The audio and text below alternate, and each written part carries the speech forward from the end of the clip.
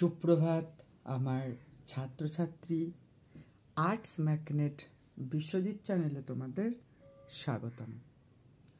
তো প্রিয় ছাত্রছাত্রী, তোমাদের ক্লাস 11-এর সেকেন্ড সেমিস্টারের যে কবিতাটা রয়েছে ভাবস্য মিলন বিদ্যাপতি, তার কিছুটা অংশ কাল আমি আলোচনা করেছিলাম, আজ শেষ করে ফেলবো। আজ যে বাকি অংশটুকু রয়েছে সেটা শেষ করে ফেলবো।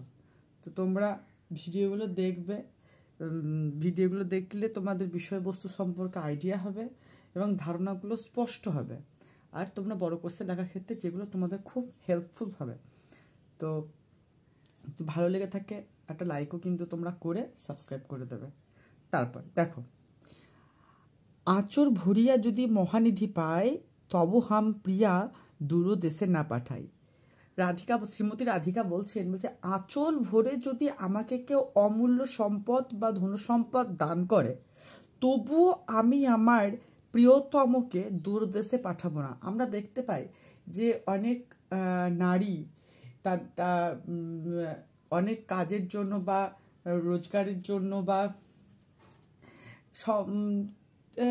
সংসার চলছে না, সেই সমস্ত ব্যাপারেও কিন্তু তাদের যে প্রিয়তম রয়েছে তাদেরকে কিন্তু দূর দেশে পাঠিয়ে দেয়। কিন্তু এখানে শ্রীমতী রাধিকা বলছে যদি আমাকে কেউ আঁচল ভরে যদি মহানিধি অর্থাৎ মহাসম্পদ যদি দেয়, তবুও কিন্তু আমি আমার প্রিয়াকে অর্থাৎ প্রিয়তম শ্রীকৃষ্ণকে দূর দেশে পাঠাবো না।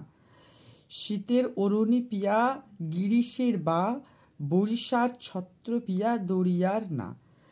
রাধিকা, শ্রীমতী রাধিকা বলছেন যে এই শ্রীকৃষ্ণ প্রিয়তম, রাধিকা প্রিয়তম শ্রীকৃষ্ণ যে বলছে শীতের অরুণী অর্থাৎ শীতের ওড়না, আর গ্রীষ্মের বাতাস, বরিশার ছত্র অর্থাৎ বর্ষার ছাতা, পিয়া দরিয়ার নাও অর্থাৎ দড়ি অর্থাৎ মাছ মধ্যে অকুল সমুদ্রের কিন্তু নাও হচ্ছে এই শ্রীকৃষ্ণ। ভনয়ে বিদ্যাপতি শুনো বড় নারী, সুজনক দুঃখ দিবস দুই চারি। বলছে ভনয়ে বিদ্যাপতি অর্থাৎ ভনয় অর্থাৎ দেখবে মধ্যযুগের কবিদের একটা অন্যতম বৈশিষ্ট্য ছিল, তারা তাদের নাম কিন্তু প্রথমে বলতো না, কিন্তু কবিতার শেষ দিকে বা পদের শেষ দিকে পদকর্তা তার নিজের নাম কিন্তু প্রকাশ করতেন। তো এখানে বলছে ভনয়ে বিদ্যাপতি, বিদ্যাপতি ভনিতা করে বলছে শুনে বড় নারী, হে সুন্দরী নারী, সুজনক দুঃখ দিবস দুই চারি। অর্থাৎ সুজনক যে ভাগ্যবতী, যে ভালো মানুষ, তাদের দুঃখ কিন্তু দুদিবস সাথে 2 দিনের। তো